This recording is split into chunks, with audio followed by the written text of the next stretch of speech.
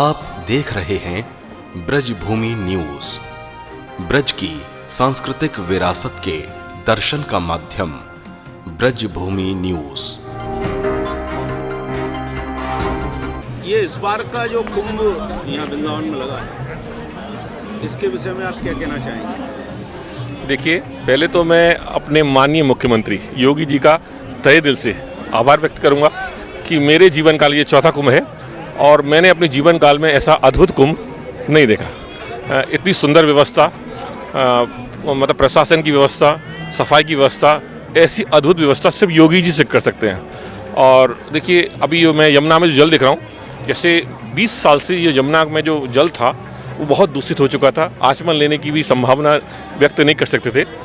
अब मुझे, जैसे मैं आज लगातार यहाँ आरती में आता हूँ, तो मुझे लगता है आरती के बाद तुरंत मुझे यमुना स्नान करना चाहिए। तो यमुना स्नान करने का मैं अपने आप को तृप्त पाता हूँ।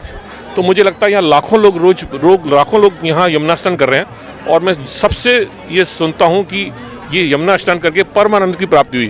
तो मुझे लगता है योगी जी के प्रयास से इस बार ये यमुना का जो जल है वो शुद्ध जल आ रहा है और स्वच्छ जल आ रहा है।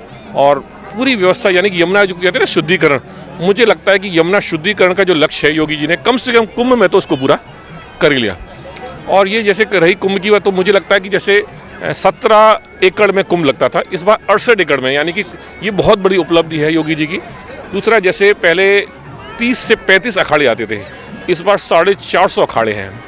और इस बार मुझे लगता है सन्यासियों का भी यहाँ आगमन हो चुका है, कुछ नागाओं का भी यहाँ आगमन हो चुका है। तो ये जैसे क्या होता है कि मोदी जी का एक विजन है ना, सबका साथ सबका विकास। तो हमारे जैसे समाज में, सन्यासी समाज में, हमारे समाज में जिस तरह का विघटन है, तो मुझे लगता है ये कुंभ एक मील का पत्थर साबित होगा। एकजुट में शायद ये साधन होगा। और जो मानसिक जो विवाद होते हैं, मुझे लगता है इनसे कुरीतियाँ दूर होंगी और सब एक अच्छे भारत को, एक संपूर्ण भारत को लेके, हमारा जो भारत है पूरे विश्व को एक लेके, शायद ये प्रयास है योगी जी का, मोदी जी का। तो इसके लिए मोदी जी का और योगी जी का साधुवाद। और जैसे ये कुंभ तो देखिए अनादिकाल से लगा रहा है, यानी कि ये कुंभ जब मुगल कालीन में भी नहीं रुका था, यानी मुगल कालीन जब शासन आए थे उस समय मुगल इसको नहीं रोक पाए। तो ये कुंभ तो मुगल कालीन से लगाया, अंग्रेजों के भी समय आया और अनादिकाल से आया। तो ये लगातार चलता है। देखिए, पिछली सरकारें थी, कुंभ तो लगते थे लेकिन वो सिर्फ खाना पूर्ति होती थी। लेकिन ऐसा लगता है कि हमारी जो भारत की संस्कृति है, पहली बार इस कुंभ के माध्यम से लग रहा है कि हाँ, हमारे भारत की संस्कृति इस कुंभ के अंतर्गत दिखती है। तो मैं योगी जी से कहूँगा कि हमेशा ऐसा ही कुछ प्रयास करें कि हमारी जो संस्कृति से फाग उत्सव आने वाला है, और भी बहुत से ऐसे वृंदावन के बहुत से त्यौहार आते हैं, जैसे जन्माष्टमी है, राधाष्टमी है, देव छठ है, या और भी बहुत से ऐसे यहाँ के ब्रज के बहुत प्रसिद्ध जो फेस्टिवल होते हैं, उनमें कुछ ऐसे प्रयास करें कि देखिए, जितने ये फेस्टिवल होते हैं हमारे समाज को जोड़ने के होते हैं, जैसे दिवाली, होली, ये हमारे पूरे भारत को जोड़ने का प्रयास है। वैसे जो ब्रज के जो फेस्टिवल हैं वो संसार को, पूरे विश्व को एक दिशा देने का एक काम करते हैं। तो ये कुंभ भी एक पूरे विश्व को एक दिशा देने का काम करा है। तो मुझे लगता है कि योगी जी को इस पे भी काम करना चाहिए। जैसे जन्माष्टमी है, राधाष्टमी है, देव छठ है, इस तरह के कुछ प्रोग्रामों को इस तरह का नया रूप देने की कोशिश करें, जिससे नई पीढ़ी को इस धर्म संस्कृति की वजह से जानकारी मिले। क्योंकि अगर धर्म संस्कृति की अगर इस जनरेशन को जानकारी नहीं होगी तो आने वाला जो समय है वो अलग अलग कुरीतियों को लेकर आएगा। क्योंकि हमें धर्म सिखाता है, अपने सतमार्ग पर चलने का जो सबसे बड़ा माध्यम है वो धर्म से ही हमें शिक्षा मिलती है कि हमें अपने माता पिता की, छोटे भाई की, बहन की, समाज की इज्जत किस तरह करनी चाहिए। अगर हम समाज की इज्जत करेंगे, अपने परिवार की इज्जत करेंगे, या किसी दीन दुखी की अगर सहायता करेंगे, तो ये हमें धर्म सिखाता है। और धर्म प्रबल होगा, धर्म शक्तिशाली होगा, तभी इस काम कर पाएंगे। तो मेरी सरकारों से ये आग्रह है, और खासकर क्योंकि हमारे एक यानी मुख्यमंत्री बनने से पहले योगी जी एक सन्यासी हैं, और सन्यासी एक आध्यात्मिक गुरु होते हैं। तो आध्यात्मिक गुरु संसार का सबसे बड़ा ज्ञान होता है।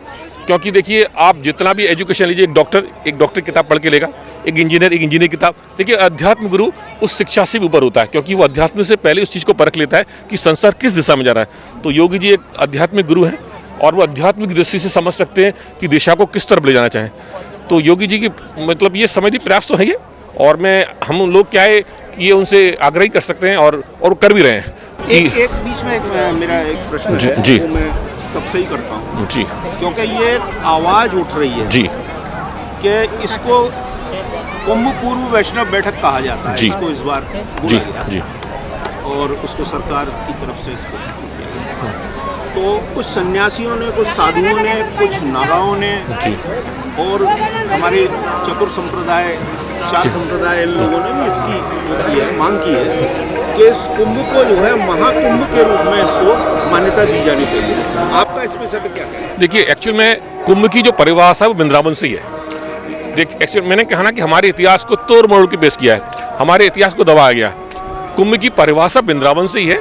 जैसे समुद्र मंथन होने के बाद ही अमृत कलश निकला, अमृत कलश को लेके गरुड़ भगवान सबसे पहले वृंदावन चीर घाट पे, ये समझ लीजिए ये पद्म पुराण का और गर्ग संहिता में इसका लेख है, आप इसको फॉलो कर सकते हैं। गर्ग संहिता में और पद्म पुराण में इसका लेख है कि सबसे पहले गरुड़ जी यहाँ कदम के पे चीर घाट पे आए और वहीं से जो अमृत की बूंद है वो यमुना में गिरी। और देखिए, जैसे इस बात को साइंस भी प्रूव कर चुका है कि वृंदावन जो है पृथ्वी के गोले से अलग है, वृंदावन पृथ्वी में नहीं आता, इसीलिए इसका नाम गोलोक धाम। आप जैसे लक्ष्मी की बहन अलक्ष्मी, ऐसी पृथ्वी की बहन वृंदा, यानी कि ये संपूर्ण पृथ्वी जो है वो पृथ्वी से अलग है, यानी कि बहन है उनकी वृंदा के नाम से। तो देखिए, जब राहु केतु का जब नस्बक होता है तो एक ग्रह दूसरे एक साथ एक ही ग्रह पर नहीं कर सकते, तो एक पृथ्वी पे गिरा राहु केतु, यानी कि सबसे पहले शुरुआत वृंदावन से हुई, यानी कि राहु और केतु जब दो ग्रहों पे गिरेंगे तो यहाँ उसके बाद जैसे फिर इलाहाबाद, फिर हरिद्वार, फिर सबसे जो पूर्ण कुंभ लगता है वो लगता है समझ लीजिए उज्जैन, इसको कहते हैं सिंहस, यानी कि कुंभ राशि सिंह राशि में प्रवेश करती है, उसको पूर्ण कुंभ कहा जाता है। यानी पूर्ण कुंभ लगता है उज्जैन और कुंभ की जो पहला चरण है वो लगता है वृंदावन। तो देखिए, बहुत अच्छा है कि जैसे साधु सन्यासी इस समय जाग रहे हैं। जैसे सन्यासी का जो कर्म होता है सिर्फ खालसों में बैठना नहीं है, संसार को जगाना। सन्यासी का सबसे बड़ा कर्म है संसार को जगाना। और मुझे लगता है कि पिछले कुंभ में जो इलाहाबाद में कुंभ हुआ था, मुझे लगता है बाबा रामदेव ने ये बहुत बड़ा प्रयास किया था कि सन्यासियों का आह्वान किया कि सिर्फ आश्रम में बैठने से, मठाधीश बनने से ये काम नहीं चलेंगे, आपको समाज को जगाना पड़ेगा, समाज को दिशा देनी पड़ेगी। समाज सोया हुआ है तो उसको जगाने का जो प्रयास है मुझे लगता है उस कुंभ में दिख रहा है। और मुझे लगता है वो आग लग चुकी है, उसकी चिंगारी फूट चुकी है। और मुझे लगता है 10-5 साल में एक राष्ट्रवादी ये जो है लोगों की विचारधारा बदलेगी और राष्ट्र के प्रति लोगों की जन भावना जागेगी, अपने धर्म के प्रति लोगों की भावना जागेगी, ऐसा मुझे लगता है। जी, तो आप भी मतलब ये चाहते हैं कि जो है इसको महाकुंभ की जी हाँ, एक्चुअली ये महाकुंभ ही है। जैसे आप तो मुझे लगता है आप भी शायद ब्रजवासी हैं, आपने देखा होगा कि जैसे प्रयागराज जो तीर्थ थे सब तीर्थों को बुलाया, वृंदावन नहीं गए तो भगवान से उन्होंने शिकायत की कि वृंदावन छोटा होने के बावजूद एंकर दिखाता है। भगवान ने उनसे कहा कि मैंने तुम्हें तीर्थों का राजा बनाया, अपने घर का राजा नहीं बनाया। तो ये वृंदावन जो है वो भगवान का घर है, इसीलिए इसको गोलोक धाम कहते हैं। कहते करम धर्म जहाँ बढ़त जेवरी और मुक्ति भरे हैं पानी, और वृंदावन के राजा श्री कृष्ण राधिका रानी। तो यहाँ देखिए, यहाँ रज मात्र लगाने से जो बड़े बड़े जो साधु संत हैं, बड़े बड़े जो अवतार हुए हैं, वो अपने आप को धन्य मानते हैं, हम तो तुच्छ प्राणी हैं। तो यहाँ की रज में वो करंट है कि मैं कहता हूँ, आपने तो खुद सुना होगा कि यहाँ बड़े बड़े बीमार लोग आते हैं, यहाँ की रज को छूते हैं और वो संपूर्ण बीमारियों से छुटकारा पा जाते हैं। तो यहाँ की तो रज में, यहाँ के वातावरण में, यहाँ की गुजाओं में, फिजाओं में यहाँ इतना परमात्मा का वास है कि यहाँ छूने मात्र से ही परिवार का कल्याण हो जाता है। कहते हैं ना, पारस पत्थर, वृंदावन का नाम ही पारस पत्थर है, इसको छूते ही सोना बन जाता है। जी, मेरा नाम महेश भारत, ब्राह्मण महासभा अध्यक्ष। धन्य धन्य ब्रज भूमि के तूने चरण चिन्ह यहाँ डाले, भाग्यवान है कृष्णा तेरे देश में रहने वाले। मैं ब्रज को रसिया ब्रजवासी, मेरो मन कान्हा को दास, आत्मा राधे की दासी। बिरज की बोली मिठलौनी जी, बिरज की बोली मिठलौनी, और ब्रज भूमि सी भूमि जगत में और नहीं होनी। तो ये जो ब्रज भूमि है, इसकी अगर आप लीलाएं देखना चाहते हैं और इनकी चीज़ें देखना चाहते हैं तो देखते रहिए ब्रज भूमि न्यूज़। मुक्ति कहे गोपाल सो मेरी मुक्ति बताए, ब्रज रज उड़ मस्तक लगे, मुक्ति मुक्त है जाए।